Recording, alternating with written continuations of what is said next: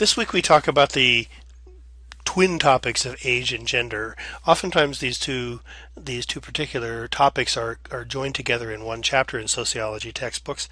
I suppose there's only so many chapters you want to put in an introductory text like this, and so you've got to combine a few things: religion and education, age and gender. While they have many similarities that kind of make it reasonable to put them in a single chapter.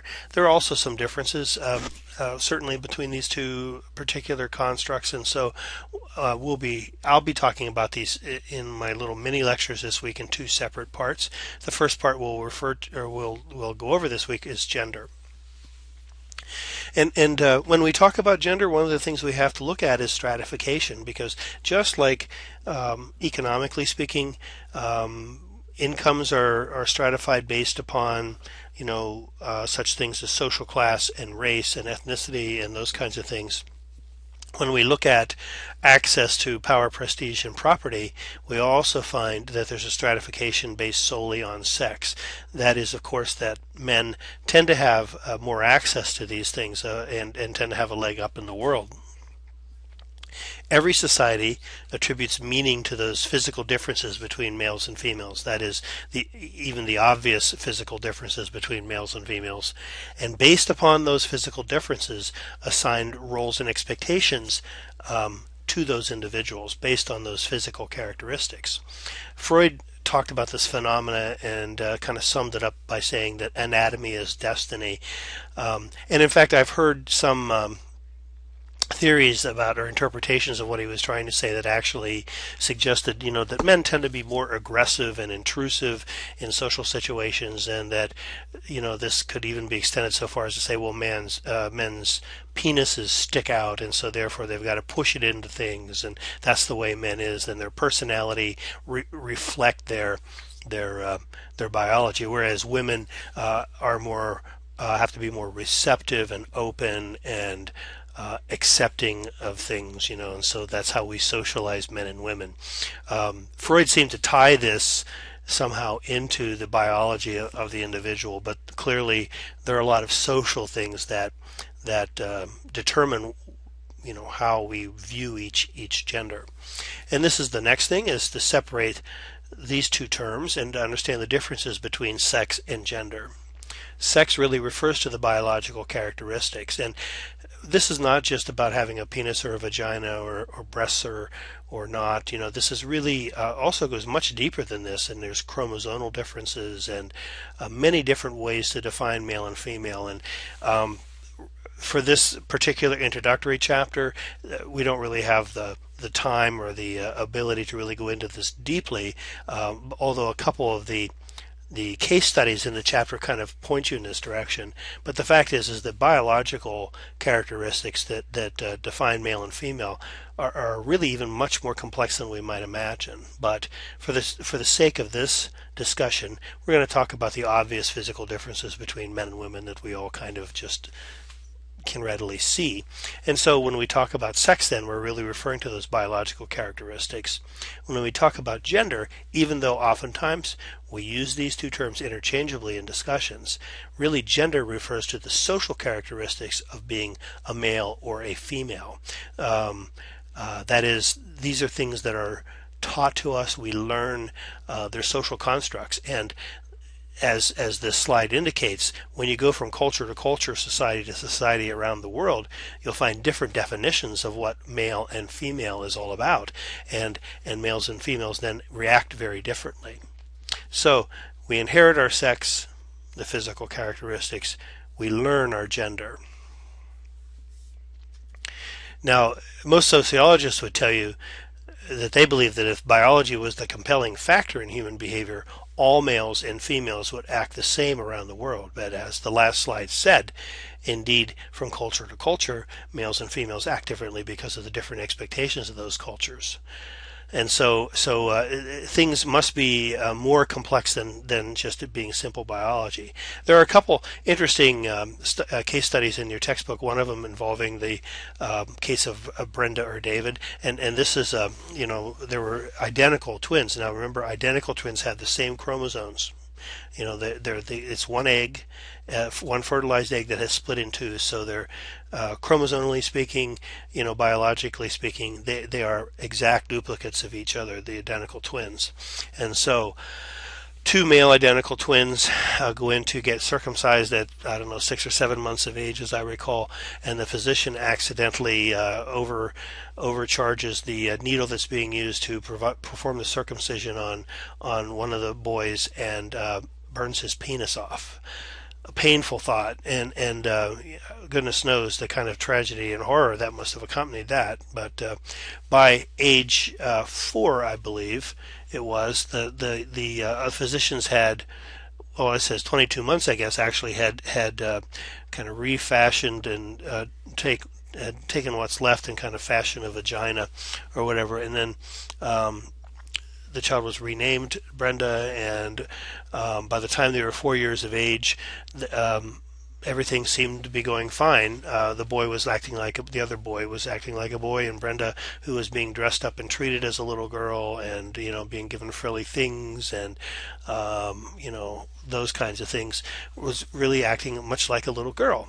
But as these children got older, it became evident that this wasn't going to continue this way, and more the Brenda began acting like the male that she was, chromosomally speaking. She didn't have a penis, but she had the chromosomes of a male. And, well, read the rest of the story and the text, and you'll see it really actually has quite a sad ending to the story.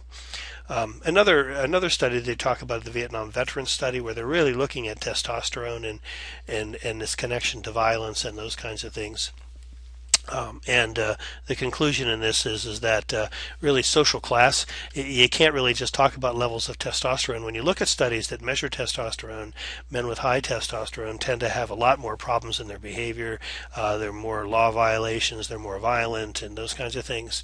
And yet, when you separate out those men in upper and lower socioeconomic groups, you also find a distinct difference there, and the men in the lower socioeconomic groups tend to have much higher rates of violence and those kinds of things than the men in the upper socioeconomic groups that had high testosterone. And so it really is about nature and nurture in this particular case.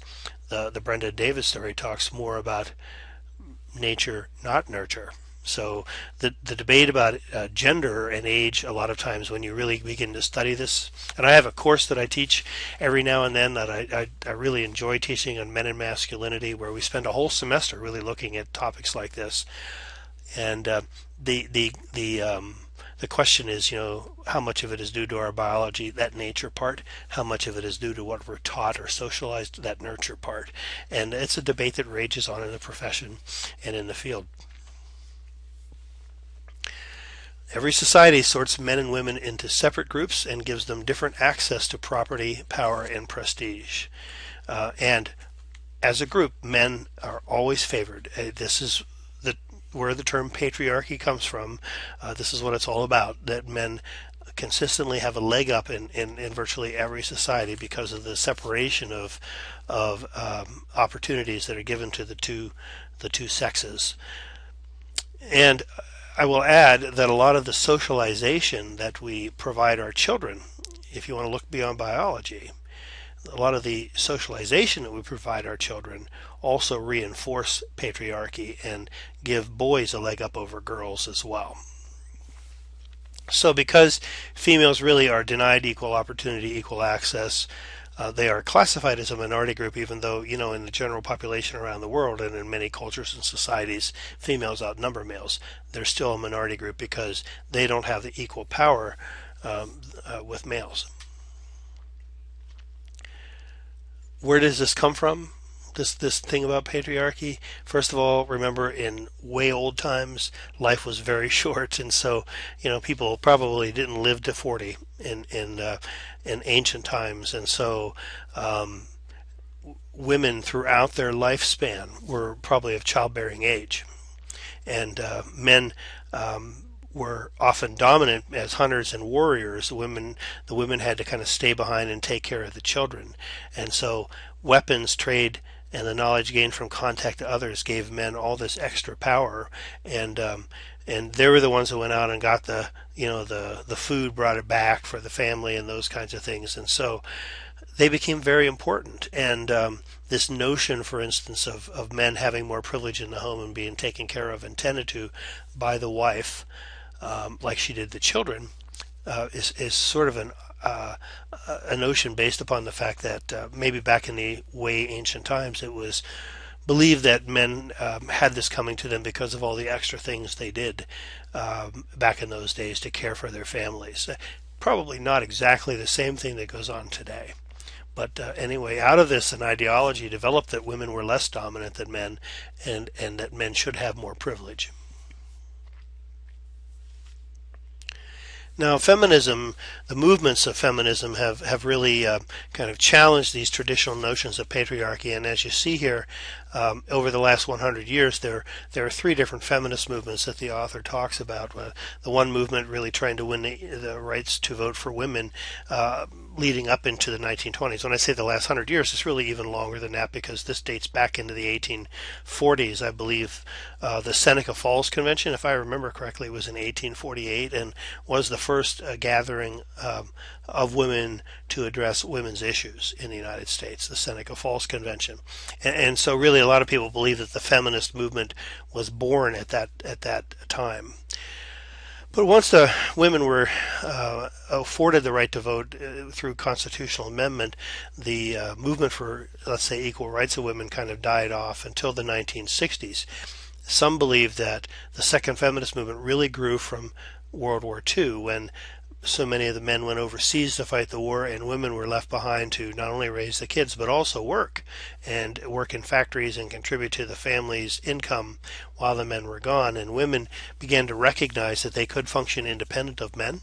I mean, it's not that women couldn't figure that out before, but I think as a group, it became more obvious that women were able to function independently. And so, when the men came back and everything kind of went back to the way it was, with the little woman staying at home and staying barefoot and pregnant, so to speak, and taking care of the house while the man went out and worked and came home at night and, was given his slippers and his pipe and the newspaper to sit down and, dinner's already been served, all that. That lasted for a little while, but I think pretty soon women as a group became uncomfortable with this and began to challenge these notions. And this is where the second feminist movement of the 1960s, focused on equal pay and equal rights, developed.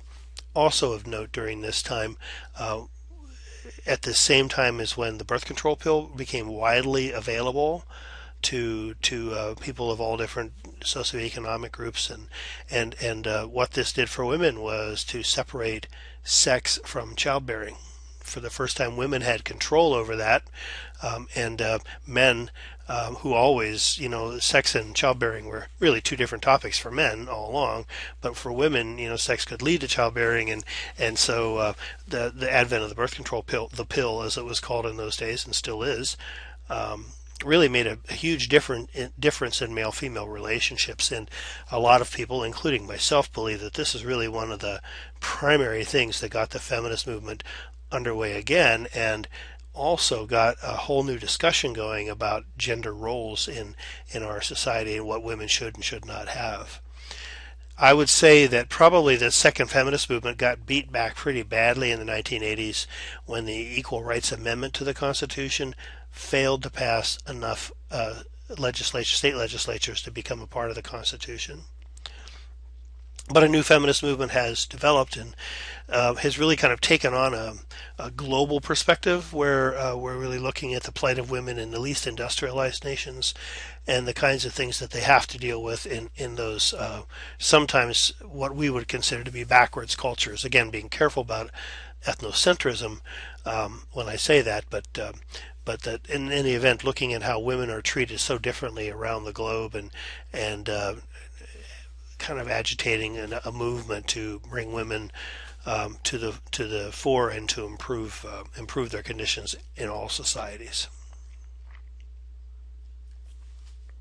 In the United States, there's ample evidence of gender inequality, and I want to tell you, in this course, And you'll see for yourself in many discussion board topics and responses of students and things, when the topic of gender comes up or the topic of male privilege comes up, very frequently we find a denial of gender inequality.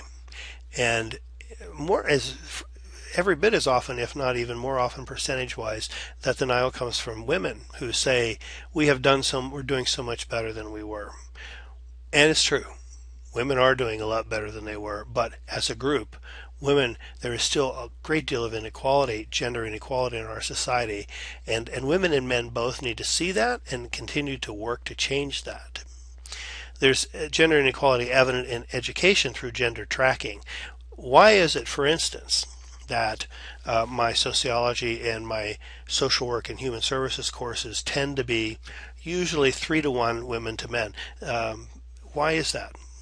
That's because women are steered in the direction of human services and understanding people more than men are. Men are steered towards sciences and maths and manufacturing and engineering. Now, it is true that there is an increasing crossover of genders, and I'm happy for that. I was trained in the social work profession, and there were a few other guys in the social work school. Certainly, I mean, I wasn't the only one that got a bachelor's in social work or a master's in social work some years later. But the largest majority of people sitting in my classrooms were women throughout that time, and so. Gender tracking, this has got something to do with what the education system does and the messages that boys and girls are given. Back in the 1950s, I think the Barbie doll was first introduced, and Barbie started talking somewhere in the 1960s. And do you know, I don't know if this is in this text or not, but one of the texts I've worked out of used to point this out, that the first talking Barbie's words were, "Math is hard." Well, as you can imagine, the women's organizations really did a lot of screaming about that, and Barbie learned to say a few other things, and she stopped saying that, right there telling little girls, math's too hard for you, don't even try it. That's when we talk about gender tracking, and that's a kind of a broader thing in our society, but it happens in our educational system as well. There are repeated studies that show, for instance, that misbehavior in the classroom are treated differently if you're a boy or a girl. Boys are given more time to answer questions than girls are when teachers ask questions. I mean, all these kinds of studies show these differences. In addition, boys are called upon more frequently than girls, and there have been studies. I remember reading about one study in particular where a female teacher knew that this researcher was studying this effect that boys were called on more frequently than girls, and this teacher said, "Come into my classroom because I'll show you that's not true. I'm very careful about those things." And he sat through the classroom and tracked this, and indeed, even when she knew she was being studied, and even when she was insistent she didn't, she still called upon the boys, or rather answered the boys more frequently when the boys had a question than the girls. And so there's definitely a gender inequality in education. In healthcare, the kinds of procedures that insurance companies will approve for you, oftentimes are shown to be heavily, again, based upon your gender. Certain surgeries are much more likely to be approved by an insurance company if you're male than if you're a female. In politics, we'll be looking at some statistics in a few slides about the number of women in Congress, and people were all happy about the fact that there's 20 some odd senators, I think, after the 2012 election in Congress, in the Senate, female senators, that is. Remember, there are 100 senators altogether, and women do make up more than 20% of our population. And in the workplace, there's the pay gap. Women earn less, about 75% of what men earn. And the glass ceiling, which is that representation that says that something is keeping women from climbing to the top of corporations as a group. But there's nothing obvious that does that. That's why they call it the glass ceiling. Hillary Clinton referred to the glass ceiling in her I guess it was be her concession speech at the 2008 Democratic National Convention. She had run for president against Barack Obama at the time of his first election, as running for the Democratic nomination, and lost, but really had a good campaign and came close to actually being nominated. And she referred to the, I don't know, 18 million cracks in the glass ceiling, which are the votes that she got during the primary campaigns around the United States. Now we look at some graphics here to talk about some of these things we were just going over. For instance, changes in college enrollment by sex. Women are the red, I guess, whatever color that is. That's very male of me. I'm sure there's a better term for that. Chartreuse? No, chartreuse is green. I don't know what color it is, but the reddish color, and the men are the orange or golden bars. And you'll see that, well, for one thing, you notice in 1950 there's a big drop in the percentage of women in college, and that's because among college students, it was after World War II when the men came back, and everything was, we were trying to, well, first of all, a lot of men went to college on the GI Bill, so it pushed up the number of men in school, but also I think there was a lot of pressure on women to get back into the kitchen and to raise the kids, and so there was a drop off, and it was really another 30 years before females had recovered from that social push back into the home. Now you see there are more females than men enrolled in undergraduate programs. Now, the interesting thing about this is that some of the studies are going to tell you now, if you listen to the stories in the news, that young women are actually making more than men now. That this notion, again, that somehow that the gender gap doesn't exist in pay. And this has something to do with the fact that more women than men are graduating with degrees.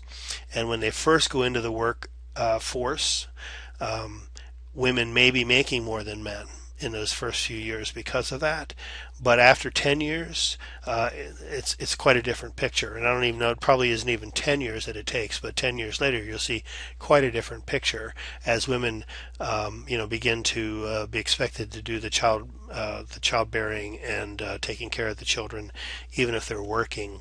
And that tends to reduce their opportunities for promotions and pay raises and those kinds of things in the work world.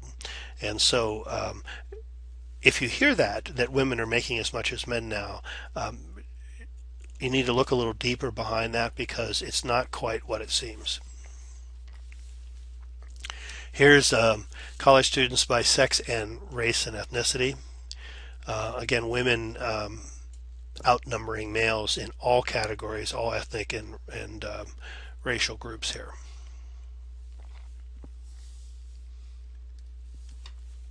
Gender changes in professional degrees. Now, this is interesting. Over the course of almost 40 years difference, look at the difference between men and women, the percentage of women and men getting degrees in dentistry, medicine, and law.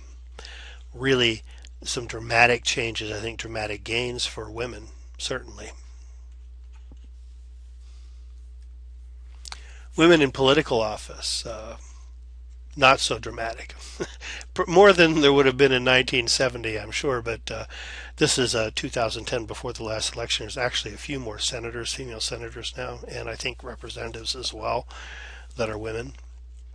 But you can see, keep in mind, women are 50%, over 50% of the population in the United States, and these figures represent a gross disproportionality.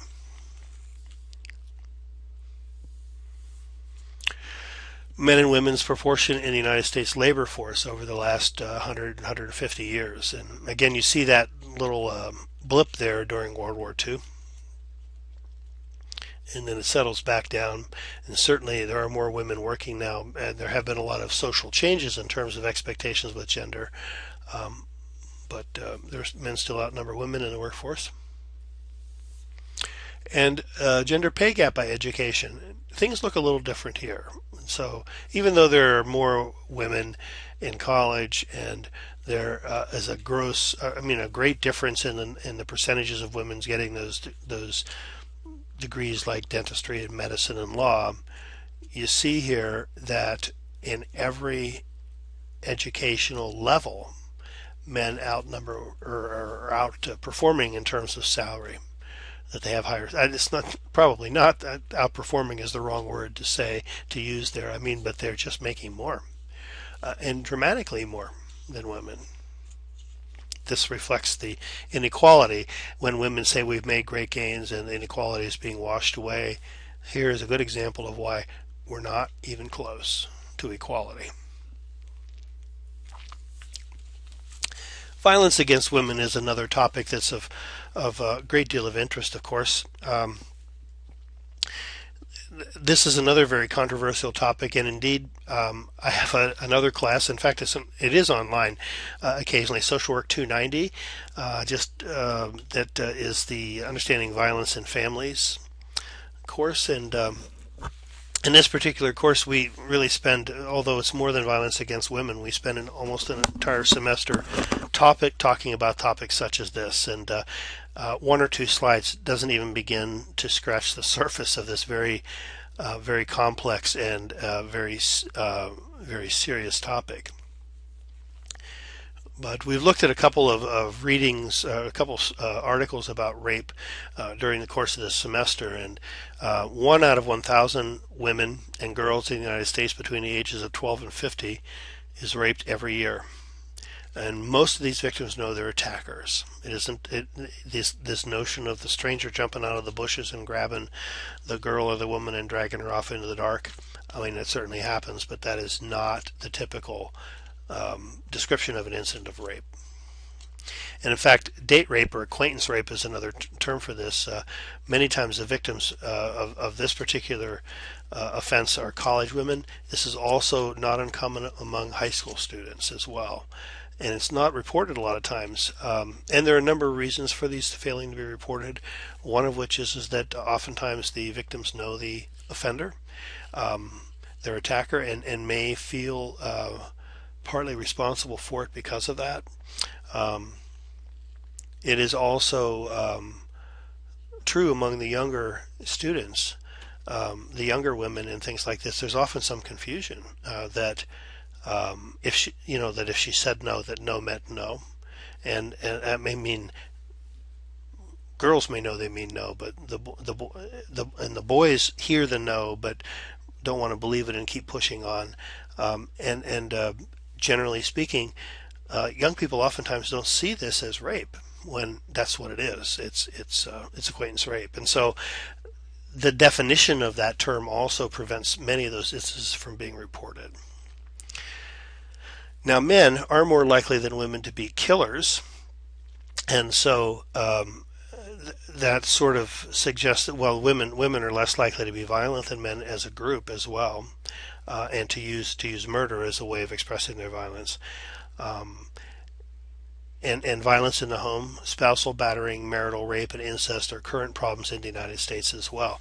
Now, battering, this is another thing you're going to hear when this topic comes up, that women batter men too, and it is true that sometimes women assault men. And women do get arrested sometimes for domestic violence, probably more often than they should. And I'm not going to go into the reason why I said that, but let me just say it and leave that. And if you ever have a chance to take the violence in Understanding Violence in Families course, we'll go into great detail about that. But in any event, there is this movement that wants to say that men are battered just as much as women. And first of all, statistically, that's not true. It doesn't happen as frequently by any stretch of the imagination. And when it does happen, the harm that women cause to men is not nearly as great as the physical harm that men cause to women. And in fact, domestic violence is, I think, the most frequent reason that women are treated in emergency rooms in the United States, if I remember correctly. If it's not the top, it's the second reason, but I believe it's the first reason. That's not true for men at all. Some women are violent, and when domestic violence occurs with women as the perpetrator, there's a lot of different reasons for that than it is for domestic violence that occurs when men are the perpetrator. Oftentimes, in fact, women are sort of prompting violence with the man because they know that things are building up, and he's going to beat her pretty soon, and so sometimes just to get it over with or to get it to happen before it's too bad. Again, a number of different things with that, but let me just say that this is a women's problem. This is a women's issue. Spousal battering. It is not an equal men's issue by any stretch of the imagination, and don't let people convince you that it is. Marital rape is another interesting area. This notion that men have that because we're married, old-thinking men, I suppose, have this notion that being married, that gives you the right to sexual access to your partner, and that you can have sex on demand. It's not true. Laws of the state do prevent rape in marriage as much as rape outside of marriage, and this is something that goes back into the 1970s, I believe, where the courts began to rule that a married man, a married woman, could be raped by her husband. Incest is another particular problem in the United States. Again, a whole semester on that if you want some time on sexual abuse, and this is the dynamics behind this are very different. While there's some similarities with rape, the dynamics behind it are very, very different, and in some respects, perhaps even more complex for the victims than it would be when we're talking about incest. We're really talking about incest. If you look at the specific definition of that is relative sex between close relatives, whereas sexual abuse can occur between step relatives and that as well. So that's again a much more complex topic than we have time to go over in this class. Here's a graphic about the relationship of victims and rapists, and you'll see that while about a third of the rapists are reported to be strangers, that leaves about 2/3 of a very close relative or a casual acquaintance or somewhere in between. Research indicates that for a young woman, the most dangerous place you can be is at a party where you're drinking. And I would just say to young women, you should never take a drink that was mixed by somebody else. Always, if you're at a party, get your own drink, because all sorts of things happen with that.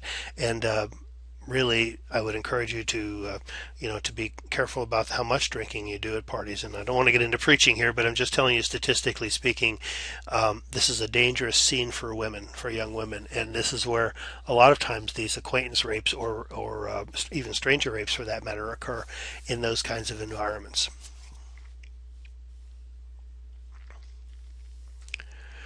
We'll look at the 3 sociological perspectives on gender before we conclude this topic. First of all, the functionalists look at male-female, the differentiation between expectations in males and females, and the assignments of roles and duties to those two genders as really something that's important for the family, because this is one way to assure that the needs of the family are satisfied. So the family really needs 2 different kinds of behavior. If you look at a functionalist perspective, this is why we have different gender roles. And that the division of labor along gender lines gives the family a blueprint about how to function as a group. Does this mean that the blueprint that we use today is necessarily a good blueprint? No. I mean, we could develop a new blueprint, right? And it wouldn't have to assign men and women to the roles that they're assigned to now. But this is the blueprint that is being accepted in American society, and I think probably feminist movement and some, even some men's movement thinking is challenging. Conflict theorists are going to tell you that gender roles exploit females. Males have won control of jobs in the work world, and now they use their superior occupational status to maintain their position. There are some theories, when you look at relationships and power in relationships, that say that the individual who brings the most resources to the relationship, and in this particular case we're probably talking about money in this day and age, that the person who brings the most resources to the relationship is the most powerful person in that relationship. And so men have a reason to want to keep women earning 3/4 of what they earn, and to really keep them from the top jobs in industry and things like this. And again, I'm not telling you that any one or two men are sitting, after work and plotting ways to keep the woman out of the workforce at home. That's not what we're talking about here. We're talking about the big picture of men and women here. So patriarchy really is so deeply ingrained in cultures around the world that it really kind of assures its own continuation, and it has to be challenged directly for that to change. So conflict theorists will tell you again that men use their superior economic position to keep women under control, and women are forced to provide free labor and child rearing and socializing their children, and to socialize them in a way that accepts the structure and so that it's replicated in the next generation. That is an important thing to think about. We socialize our children into this patriarchal structure. And I would add, conflict theorists would say, even if the family is being careful not to socialize their children along traditional gender lines, other institutions in society, such as religion, education, law, the media, the military, and so on, will do that as well.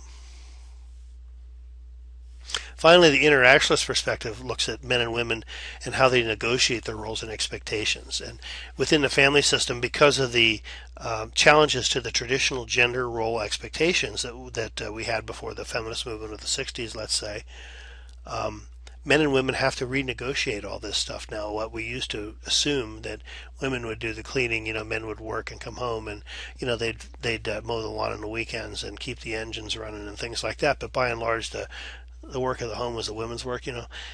This is of course changing this philosophy, or we hope it is, that we believe that it is, I should say. So interactionists are looking at this and seeing how men and women go about renegotiating those expectations. Some say the divorce rate is higher in the United States over the last 50 or 60 years because of this renegotiation. Another area that interactionists will look at is how parents treat their children, boys and girls, and how they're treated differently based upon their sex, creating different expectations for their gender and reinforcing the differences between the two genders. So it can be said that the institution of the family reinforces gender inequality when you think about these last few slides. If we want to have some hope for the future, there are a few things that we can probably identify to say that maybe things are going to change. And first of all, some of the structural barriers are coming down in the world of work and in the educational industry and those kinds of things. There is a higher consciousness now about the fact that we do tend to socialize inadvertently males and females along certain lines with career and gender expectations, and perhaps we're stepping back from these and rethinking this and being more careful about the messages we give our boys and girls. It is okay to give a girl a box of Legos for her birthday, and I'm sorry guys, but it's okay to give a boy a doll as well if that is something that he likes to play with. Now, that probably makes some people cringe, but the fact is that if we're going to move towards gender equality, we have to look at these kinds of things and make it okay for boys to be sensitive to other people and to be aware of other people, and make it okay for girls to be industrious and independent and be builders themselves. So that will conclude this section on gender. There's gender is this topic that runs through every class I teach and so many of my lectures, and it is one of those really key elements in understanding the human condition, I believe, from a sociological perspective. Really, if you ever get a chance to take a women's issue class, or if you have an opportunity, and it's a rare opportunity, by the way, to get a men and masculinity class when it comes up, take it. It's well worth spending a semester looking at this topic, because I believe you can find that there's a lot of consciousness raising that can go on in an effort like that.